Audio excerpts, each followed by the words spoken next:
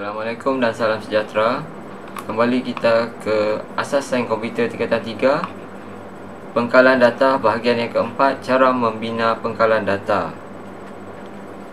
Menghasilkan borang dan memasukkan data melalui borang.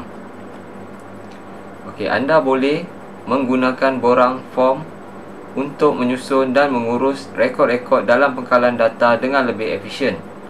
Penggunaan borang membolehkan pengguna memasukkan dan mengubah suai data dengan mudah kerana borang berfungsi sebagai antaramuka pengguna yang interaktif. Borang memberi anda antaramuka interface yang lebih mesra pengguna untuk memasukkan dan mereka memastikan data berjalan tepat di tempat yang diperlukan. Ada kalanya data akan dimasukkan ke satu jadual dan ada kalanya pada beberapa jadual yang berbeza.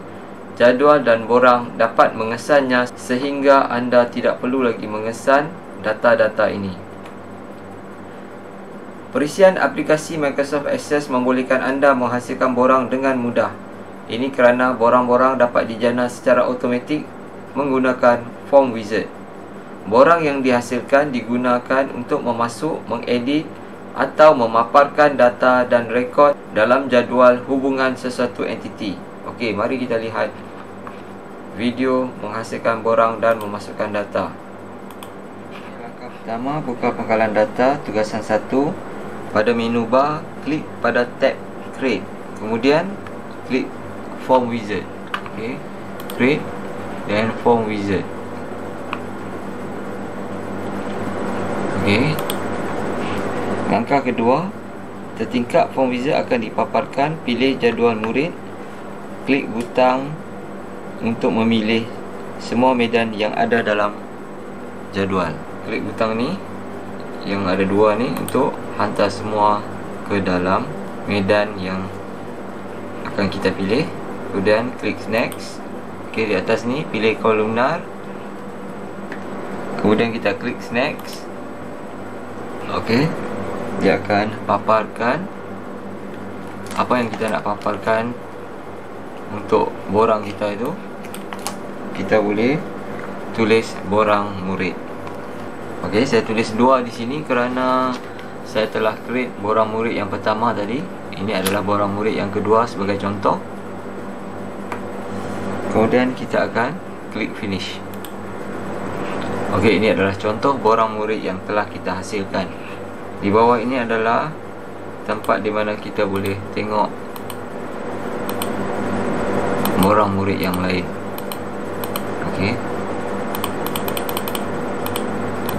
data-data yang ada dalam borang murid.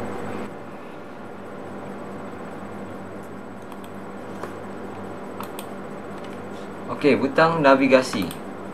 Okey, butang navigasi seperti berikut. Okey, ini adalah butang yang pertama, alih rekod kepada rekod yang pertama.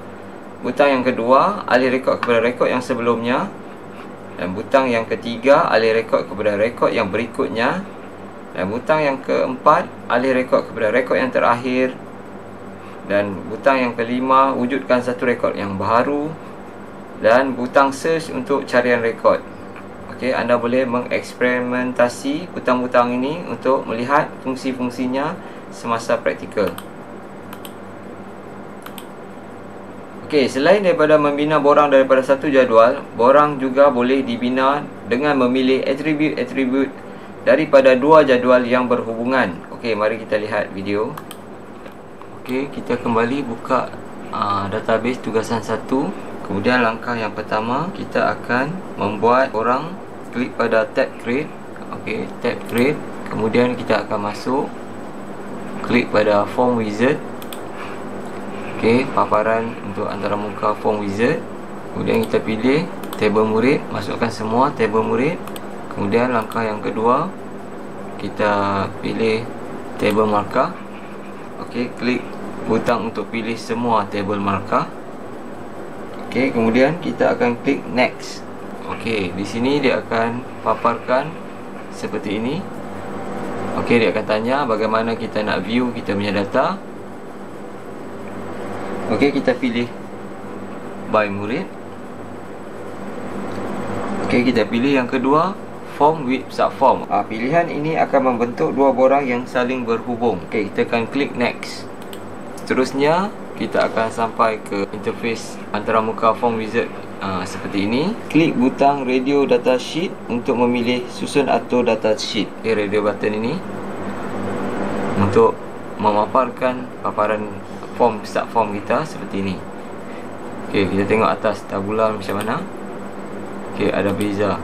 Okey, kita boleh pilih dua. Okey, dalam buku teks memberi kita untuk memilih data sheet.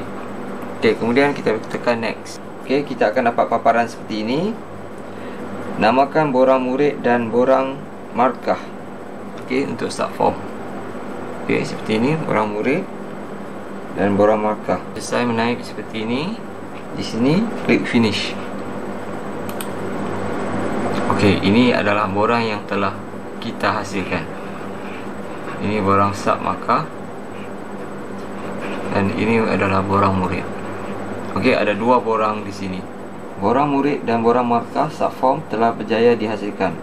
Perhatikan borang ini memudahkan pengguna memasukkan data untuk dua jadual tanpa perlu memasukkan ID murid, iaitu kekunci primer secara berulang. Anda telah berjaya membina borang untuk jadual murid dan jadual markah. Sekarang anda akan pelajari langkah-langkah untuk memasukkan data dalam jadual-jadual melalui borang-borang dengan menggunakan fungsi penambahan rekod. Mari kita lihat bagaimana fungsi penambahan rekod boleh dilakukan. Cuba perhatikan butang ini di bawah ni yang ada star.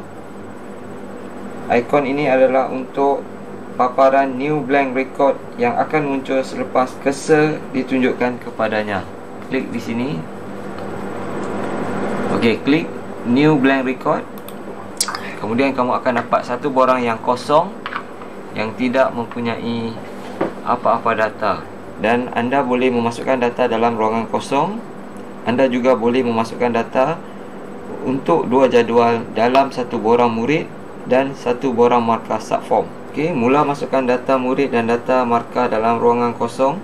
Ruangan ID murid bagi borang markah tidak perlu dimasukkan kerana data akan dimasukkan secara automatik apabila ID murid diisi dalam borang murid. Tak perlu isi kerana ID akan diisi dalam borang murid.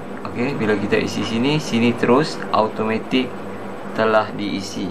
Tekan kekunci enter pada papan kekunci bagi tujuan memasukkan data yang seterusnya. Kita mula memasukkan data. Okey, kita boleh lihat di sini ID murid secara automatik terjana di sini.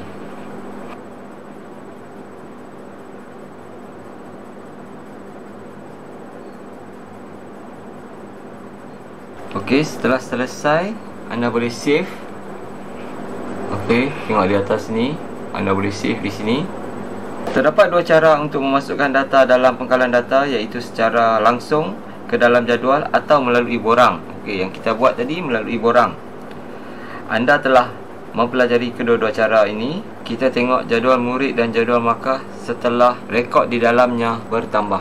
Okey, kita tengok ni PT SM009 untuk bagi jadual murid, jadual markah, dan kita tengok jadual murid telah bertambah nama Amir Khan di dalam jadual murid yang kita buat tadi. Okey, sampai di sini saja pelajaran kita pada hari ini. Okey, kita akan sambung pengkalan data bahagian yang kelima, penggunaan penyataan-penyataan SQL. Sila like, share dan subscribe kepada channel ini sambil anda tekan loceng untuk notification pada channel ini. Sekian, terima kasih.